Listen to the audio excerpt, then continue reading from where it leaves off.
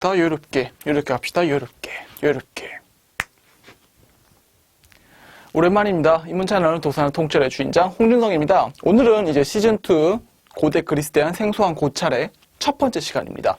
그 첫 번째 시간으로는 카오스에 대해서 한번 다뤄보고자 합니다. 카오스 많이 들어보셨죠? 고대 그리스 신화는 항상 태초의 혼돈에서부터 시작됐다라고 하는 얘기를 아마 초등학교 시절부터 해가지고 지금까지 여러 번 들어오셨을 겁니다. 그래서 우리 보통 이 카오스라고 하는 것을 보통 혼돈으로 많이 번역합니다. 근데 여러분 일단 시작부터 약간 이게 오류임을 지적하자면은 혼돈이라는 번역어는 정확하지 않습니다.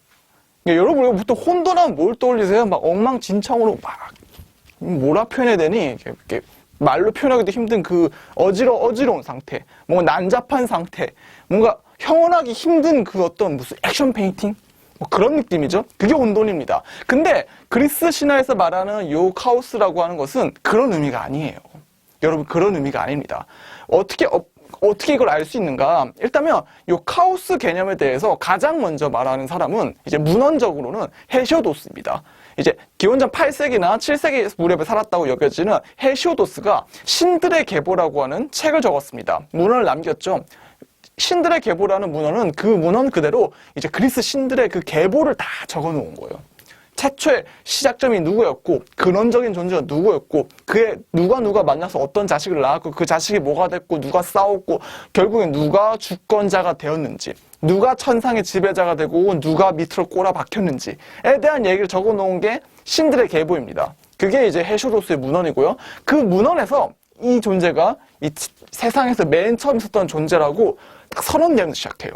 그 부분 한번 읽어보도록 하겠습니다. 맨 처음 카오스가 생겼고 그런 뒤 가슴이 넓은 가이아 모든 영원한 것들의 앉을 자리가 생겼으니 곧 눈 덮인 올림포스 산정과 넓은 땅속의 외땅 구석 안개 짙은 타르타로스에서 지내는 죽지 않는 자들의 앉을 자리라.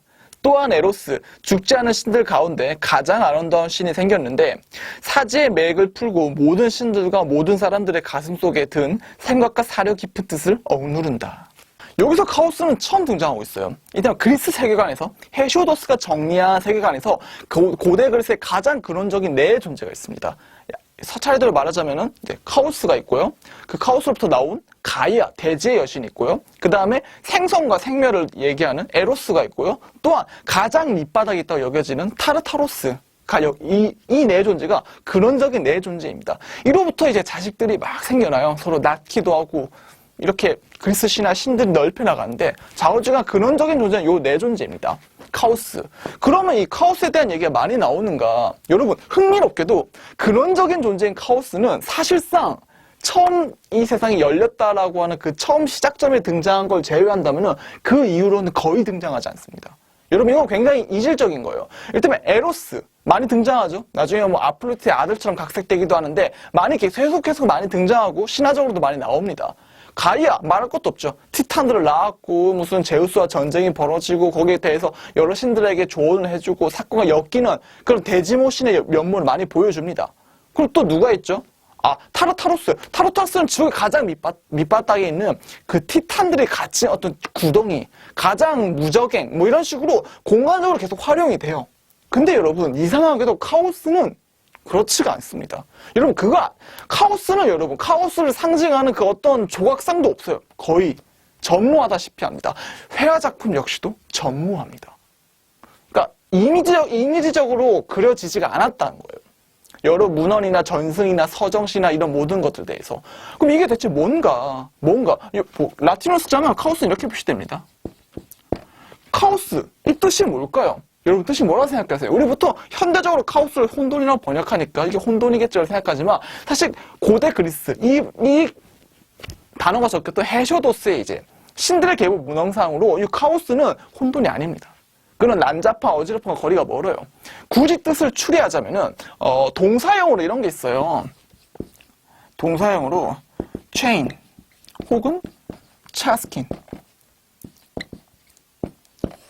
이게 무슨 뜻인가? 여러분, 불러내다. 이게 뭐라 표현해야 될까? 빈 공간으로 열어내다. 불러내다. 열리다. 불러내다. 이런 뜻입니다. 이게 공간적인 의미가 뒤에 쓰여요. 공간적인 의미. 열림, 열리다 라는 동사형입니다. 이 모든 것들이.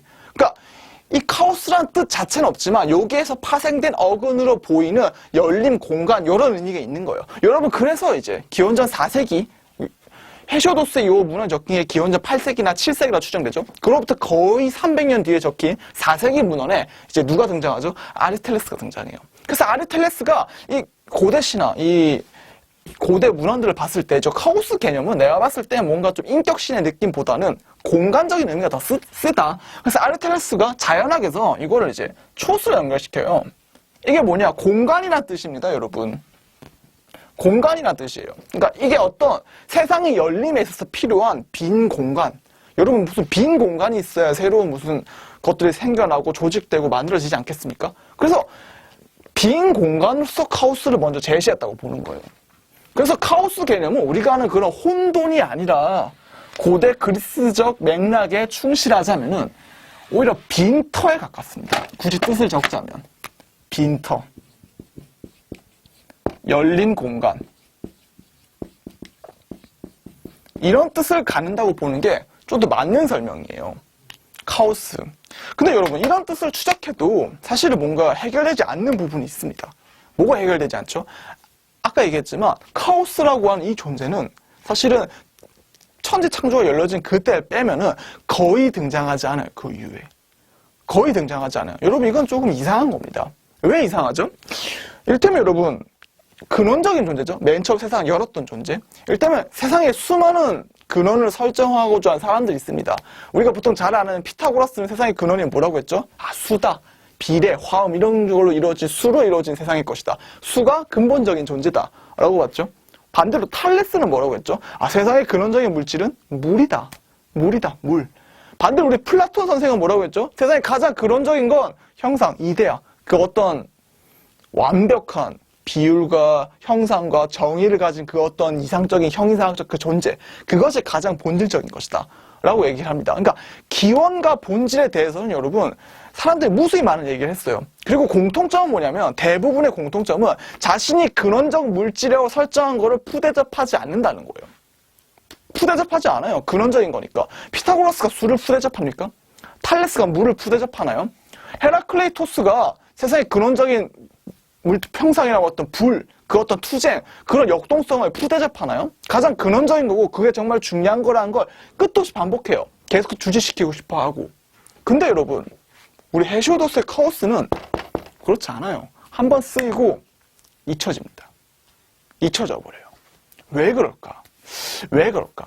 여러분 좀 더 문헌적으로 들어가 봅시다. 문헌적으로 카오스란 단어가 완전히 사라지는 것은 아닙니다. 나중에 후반부에 등장해요. 근데 이게 신으로서 어떤 주된 기능을 하는 게 아니라 약간 좀 마치 이 올림포스라고 하는 그리스 세계권 내에서 추방된 듯한 아무도 가기 싫어하지 않는 꺼려진, 숨겨진, 절대 가서는 안 되는 금기의 장소 뭐 그런 식으로 다뤄집니다.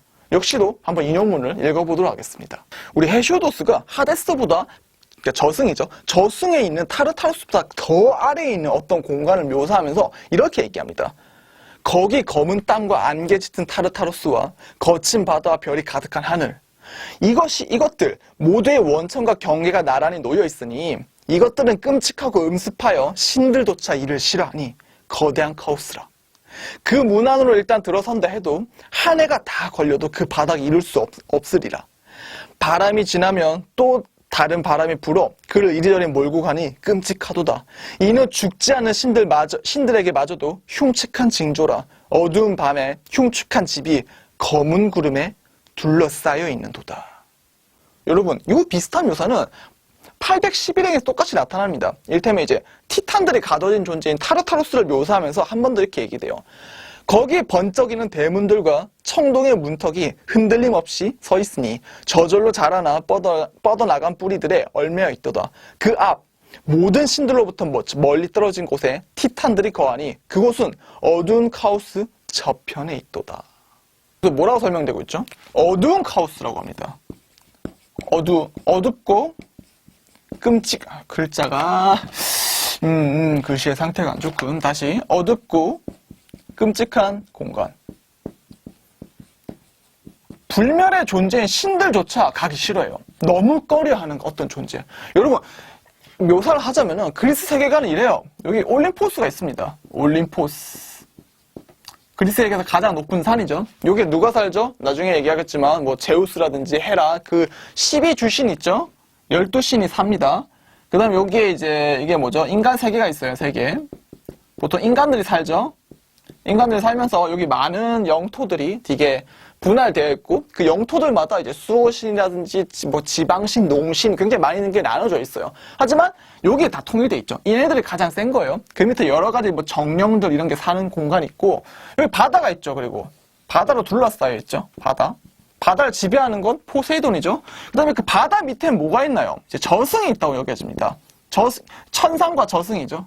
천상, 지상, 저승. 저승은 하데스가 지배를 하죠. 근데 이 저승에 가장 밑바닥에 있는 감옥이 있습니다. 그 감옥이 타르타로스예요. 감옥이죠. 이제 좀 수직적인 구조를 갖고 있습니다. 뭐 혹시 상식적으로 알고 계시겠지만은 되게 제우스가 처음부터 올림포스의 주인이 아니었습니다. 이 올림포스 자리를 두고 그 요 12신 이전에 있던 신들이 티탄과의 전쟁을 해요.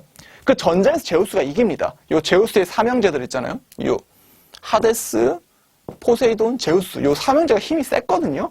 요 삼형제를 필두로 그 밑에 12신이 뭉쳐가지고 티탄들 이겨내요. 그 티탄들 여기 가둡니다. 타르타로스에. 감옥이에요, 감옥.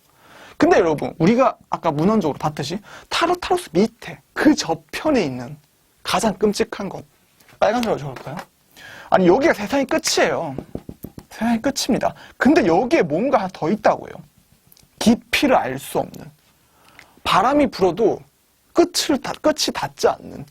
몇 년을 걸어가도 그 깊이를 알 수 없는 어떤 거대한 구덩이. 구덩이도 아니죠. 이게 뭐라 불러야 될지 모르겠어요.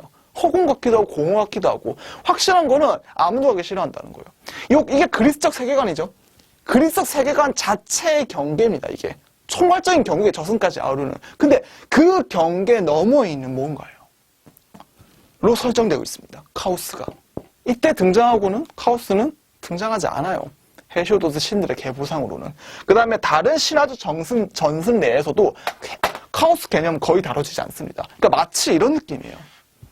그리스 세계관에서 세상을 열었다고 여겨지지만 그 기능을 제외하고는 마치 이 세계 전체로부터 추방당한 것 같습니다. 완전히 유폐당한 존재 같습니다. 그리스 신들 중에서 이렇게 대립되는 신이 거의 없어요. 거의 없어요. 카오스가 유일무이합니다.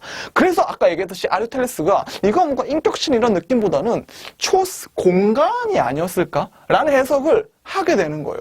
그 정도로 푸대접을 받았습니다. 왜 그랬을까요? 그렇다면